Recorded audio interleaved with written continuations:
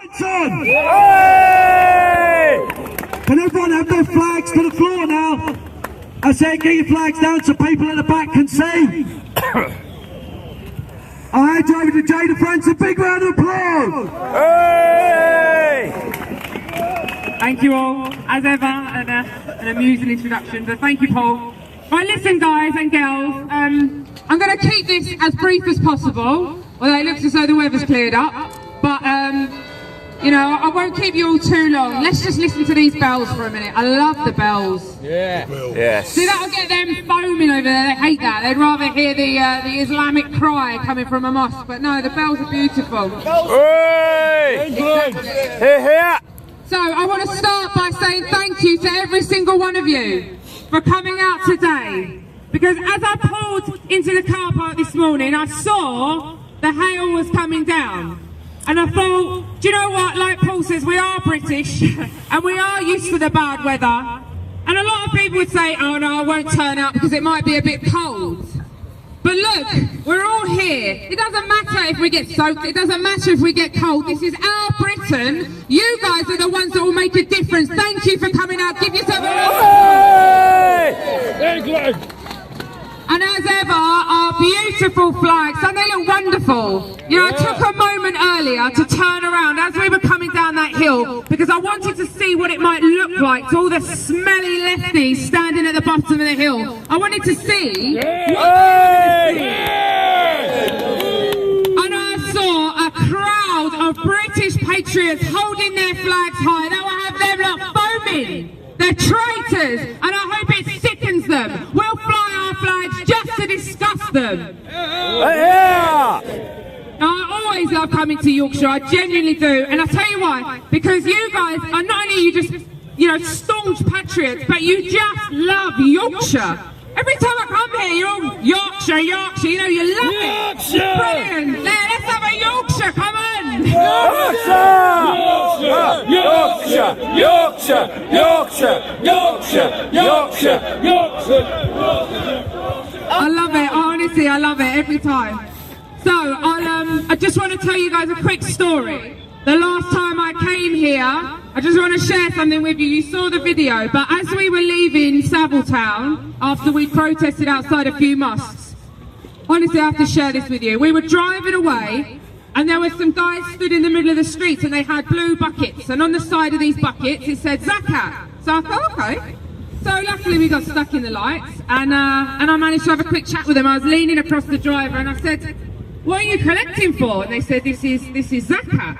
I said, okay. For those of you who know anything about Islam, you'll know that Zakat is a charitable tax, but it has to be paid by all Muslims, and it goes towards funding terrorism. And I know this because I've read the Quran, and I know that Surah 2 verse 3 says that Zakat funds jihad, and I know that Surah 9 verse 60 says that Zakat funds the Mujahideen. Those are the people fighting in the name of Allah, ISIS, the Islamic terrorists, Al-Qaeda. Scum! I asked him, I said to him, where does this money go? And he looked me straight in the face, and he said, it goes to everyone. I said, like the Mujahideen? He said, yes. Oof. Yes. And do you know what I thought? I thought, I like this fella. I like him. Do you know why? Because he's honest. You know who won't like him? That lot over there. They won't like him because he just told me what I already knew. That Zakat is an Islamic tax that funds terrorists. The people that are trying to kill us. He's standing in the street with a bucket collecting money for them. Scum! Scum! In Dewsbury, people. They won't like him because they're standing over there saying that Islam is about peace and that Muslims don't believe in jihad. Well, let me tell you. Rubbish! Jihad is Islam. Islam is jihad. They are hand in hand. And these Muslim appeasers, they won't like him, but I tell you who will like him. And I tell you who won't like them. It's Allah. Because you know what Allah says? Allah says that those Muslims standing there saying, we don't like ISIS, but we don't like you either, and we don't want jihad, we don't want to kill non-Muslims, we're all very peaceful, and you've all misinterpreted it. You know what Allah said? Allah said those Muslims are hypocrites, and they should be massacred, just like I should be massacred, just like you should be massacred. These are the people living among us, worshipping this Are we happy about this? No! So that was my last trip to Dewsbury, and I just thought I'd share, because, you know, if you see these buckets out on the streets, feel free to speak to the guys. They're honest. They're honestly collecting for terrorists. I like honesty. I appreciate it. But, you know, the point is the audacity of these people to come to this country and collect for a group who want to kill us. Are they insane? Is it not bad enough that groups of them are formed to gang rape our children? But no, they're still on the streets collecting. So keep your eyes out, guys and girls, because this is Dewsbury today. And we've seen it's a hotbed for extremism, Islamic extremism. We had the leader of the 7/7 bombings coming out of this town, this beautiful British town. The 7/7 bombers, the leader, came from this town. This town can brag the youngest British suicide bomber, British Muslim. There's nothing British about him. He's scum. They had a 16-year-old Muslim arrested for carrying the tools and explosives to carry out a terrorist attack. This is their kids.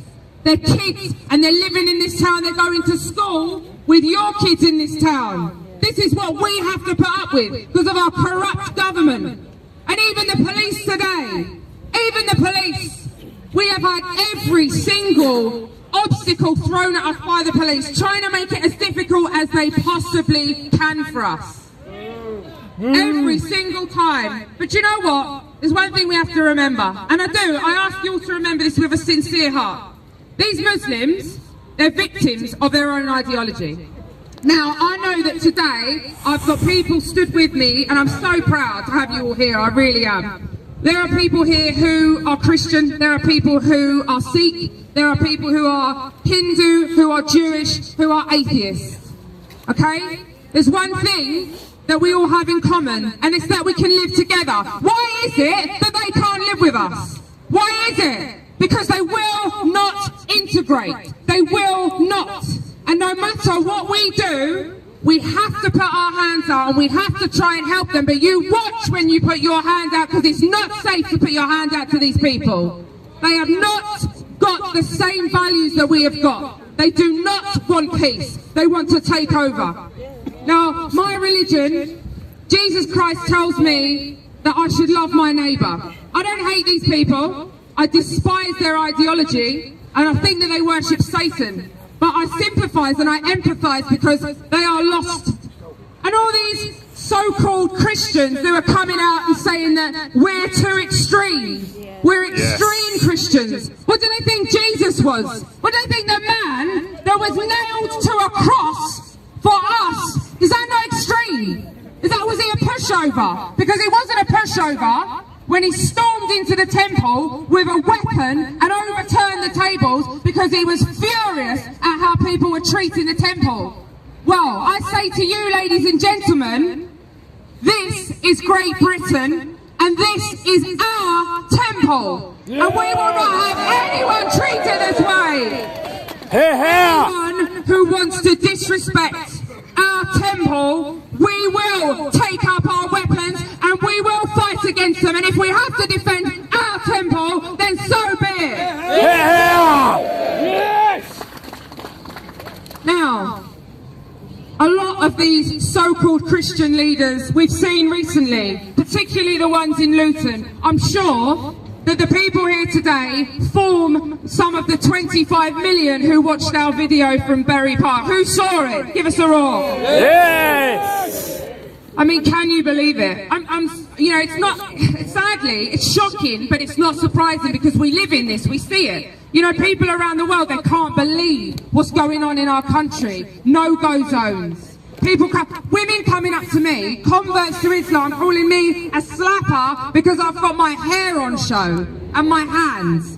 You know, it's just insane. It's insanity. Who do these people think they are? They're taking over our areas and forming ghettos. And these so-called Christian leaders who have come out and said that we're hijacking the cross and that we're not true Christians because we should be peaceful pushovers. That's what they want. They want us to be pushovers. And in fact, while I'm on the subject, I just want to talk about this briefly, and I thank you all for your time, because I know that not all of you are Christian, and that's absolutely fine. But you know that I am, and you know that this means a lot to me, so I'm just going to talk briefly about this cross. When these people are accusing us of antagonising a community for silently walking down the street and holding this, we have problems in our country. This is a Christian country, and this is the symbol of Christianity. Yet, I'm being told that by holding it in a Muslim area, let me just ask, are there any Muslim areas in Britain? No! I've been told that I'm not to carry this because it antagonises people. I just want to send a message out to these plastic Christian leaders, these so-called Christians. You can stand in a barn, call yourself a horse. It doesn't make it so. These people aren't Christian. Jesus Christ himself told us that any of us who does not take up this cross and follow him is not worthy of him. They are not worthy of him. They have to see the error of their ways. They'll be standing there with their arms around these Muslims and condemning us while we are standing up for his name. What is going on in this country? This is a Christian country, and these are the leaders, the so-called leaders of our churches. Well, no wonder no one's going to them anymore. This is what we have to deal with. Yeah. Here. So, about these Muslim appeasers, my main concern, thank you, Paul. My main concern as a Christian and a human, and I'll be honest, is about people's souls. What about the souls of all these people that we're saying, it's okay, come to our country, worship a false idol, a false prophet, a paedophile, worship a false god who's Satan? That's alright. Our Christian leaders are telling them it's fine. It's not fine, they're going to go to hell. Our Christian leaders don't care about them, just like they don't care about us. But the thing is, our God is a jealous God. He doesn't like anyone worshipping Satan. He doesn't like it. To see all these Christian leaders, they don't need to worry about the likes of you and I coming to their town. They're all moaning that we're coming and we're causing disorder. They don't know what's coming on their day of judgment. They are soon to find out.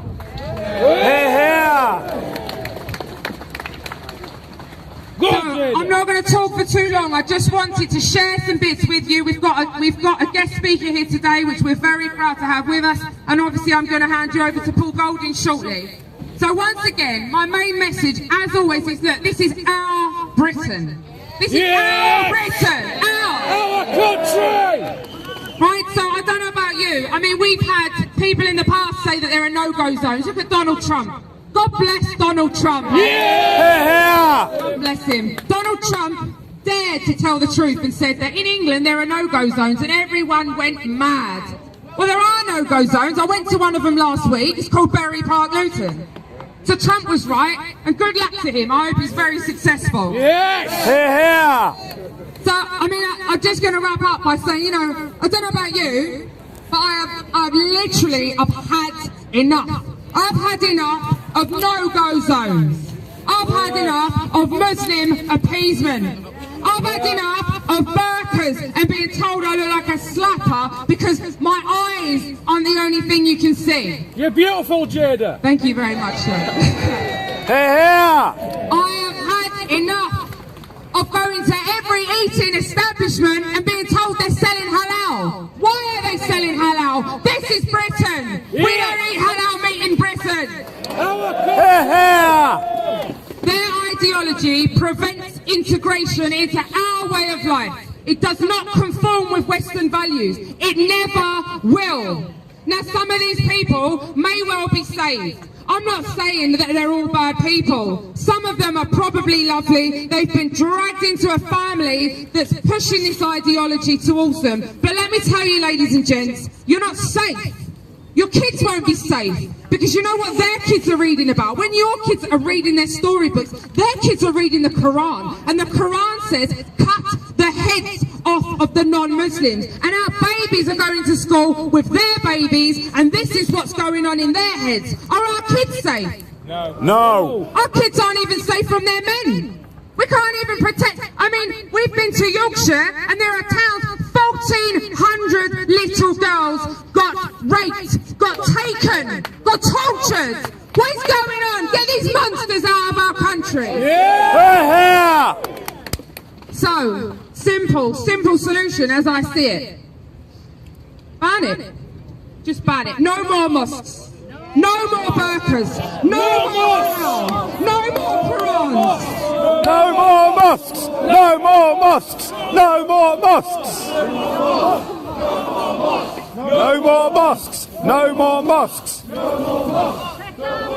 I'm glad to see we're all in agreement. We don't want any mosques. We don't want halal slaughter. We don't want people walking around in burqas. We don't want Islamic extremism in our country. We do not want Islam in our country.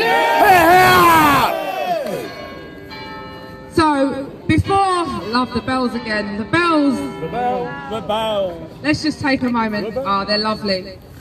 So I'm going to wrap up now. I know you're all cold. There's one thing I want to clarify before I hand you over. In the media of late, there have been a few reports and a few documentaries, a few films that have been made, and there's some statements that they've put out kind of on behalf of Britain First, as they do. And I think they may have misquoted us, because I know that my fellow activists and Britain First members and supporters here today, I know that you'll agree, I think they've misquoted us. You know, they've quoted us as saying that we want our country back. No. That's not what we said. We didn't say we want our country back. We said we are taking our country back. God bless you all. God save the Queen.